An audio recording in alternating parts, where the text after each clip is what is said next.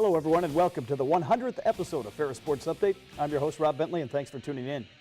On today's show, we'll update you on the first place Ferris State men's basketball team. We'll check in with Bulldog hockey, and we'll talk women's basketball. But first, we'll start with men's basketball and head coach Andy Bronkema. And Coach, welcome to the show. It's good to be here. I know it's been a great start for your team, 17 wins in the last 18 ball games, but in the middle of a busy stretch right here with 5 games in 9 days, but off to a good start with 2 exciting wins this past weekend. Oh, they've both come right down to the wire. So, you know, the Hillsdale game in overtime and then in Saginaw, the battle for first place. It was just a tough week, and we were able to come out on top of both those. But it's a very busy stretch. You know, the guys like to play the games. Coaches like to practice a little bit more, I think, but it's fun to go out there and compete. You know, you had a big game coming up on Saturday with Saginaw Valley, but you weren't able to look past Hillsdale, a very good Hillsdale team that you took on Thursday night. Well, it's been a while since we've defeated Hillsdale. We played well in a couple games in the recent history, but none of the players on our team have ever defeated Hillsdale, so they were motivated to knock them off, and it took overtime to do it, but another great GLIAC basketball game. You know, some stats coming up here of the game. It's just a hard team to defend. They run so many back screens, and they recruit, you know, big bodies, and they just they play 3 or 4 guys that are, you know, as big or bigger than anybody we have on the floor. So it's interesting to have to defend them. And of course, Kyle Cooper is maybe the most talented player in the league, certainly at his position, I would say. He has my vote. You know, I'm a little partial to a guard on our team and a few other players, but you know, Kyle's a hard guy to defend. And then, you know, their point guard, that's the one shot he did decide to take, but Dietrich Lieber did a good job of making him get rid of the ball, but he came up with a lot of assists in that game to those big guys dumping it down low. To be up 10 with under 2 minutes left and then have overtime and then come out victorious in overtime is just a test to the character of our guys, because they could easily deflate it after giving up a lead like that.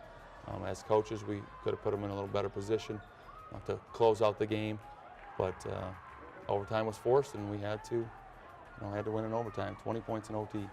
Drew Lehman right here with a couple baskets, had a big finish to this ball game, 8 points in overtime, finished with 20 to lead the way.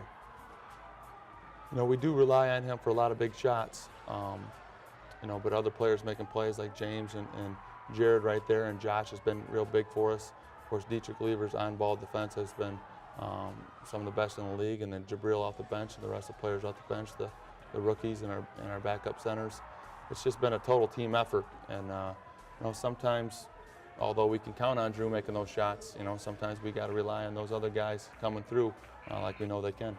You finished off the win over Hillsdale, big win, and that set up an even bigger game maybe against Saginaw Valley State. Still a lot of basketball left to be played, but first place on the line on Saturday, and a nice performance by your team to rally back and get the victory.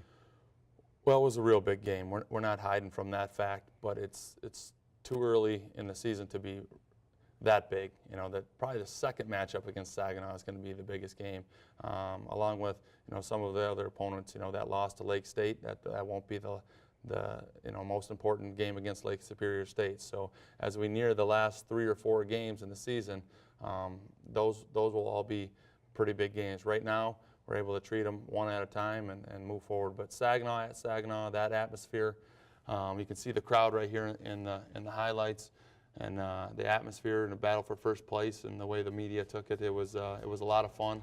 Great experience for our student athletes. Saginaw got off to a great start, scored the first 8 points, but your team kind of weathered the storm early, got right back in the ball game.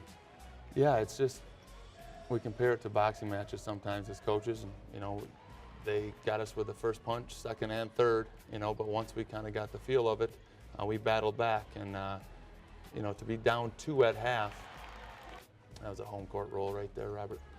To be down 2 at half, you know, we felt pretty good. It's like we took their best punch and we're right there in the ball game.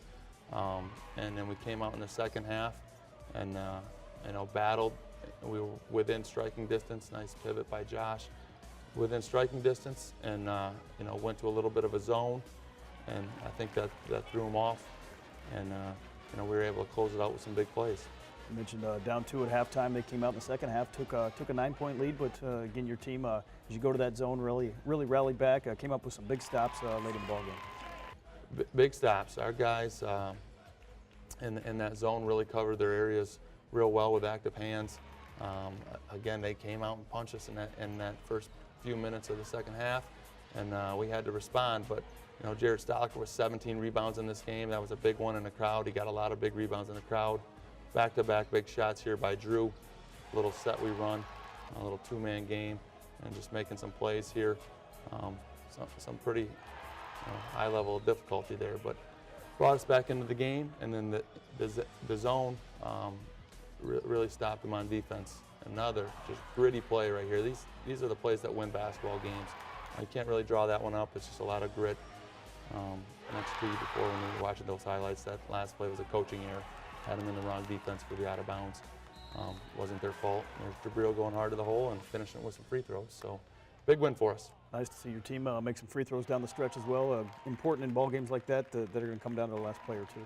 Yeah, you mentioned the free throws, and it's a little bit of a psychology thing for our guys because we have really good shooters, and there's no reason that they're not going to make those free throws. But it gets in your head a little bit, and then they start questioning themselves. But we just ask them to stay confident in their preparation. We've prepared to make those free throws, and that's the expectation. I believe that they're going to. With the win, you move into sole possession of first place, but you mentioned it earlier, a lot of games still left here. Final month of the season, you start round 2 of GLIAC play this week, and certainly you're going to face all these opponents again. Second time around is just even crazier. The teams are familiar with each other. It gets even more physical, and it's such a contact sport that we're playing. I mean, yeah, and like I said, the last 2-3 games, it's going to be we'll have some more things figured out.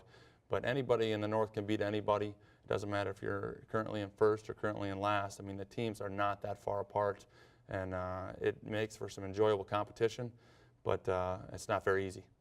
Early week game this week. We're taping on Monday, and certainly playing Grand Valley State tonight, but back at home this weekend, hosting Michigan Tech, Northern Michigan, and 3 difficult opponents. Again, not a lot of turnaround time with these 3 games. One-day preparation for each team. So, if we can utilize that one-day prep, maybe a little bit better than the other teams, we think we can gain an advantage, or at least equally as good, put us on an even playing field with them, and then just see what happens. It's fun to play the games. It's fun to compete against teams. Michigan Tech, Northern Michigan, we've obviously played them, have a decent feel for them already. It'd be nice to have them at home, but both those teams are talented teams, so will provide a lot of challenges for us. Expecting some big crowds here, and certainly been a nice atmosphere at home. You've seen it on the road, you've seen it at home. Your team's certainly getting used to playing in front of some big crowds. Man, Wink Arena's been crazy, and it's been worth 10 points for us, home court advantage. So I expect that to continue. We have a fun team to watch. People are pretty excited in town about the team. And then even going on the road or watching film, this has got to be one of the best years for crowds in the GLIAC. I think the level of the play is just has risen up so high that people, they go to the games and enjoy themselves so much with the talent that both teams are able to put on the floor. Well, Coach, congratulations again, and best of luck to the Bulldogs this week. Thanks, Robert. We'll be back with more Ferris Sports Update right after this.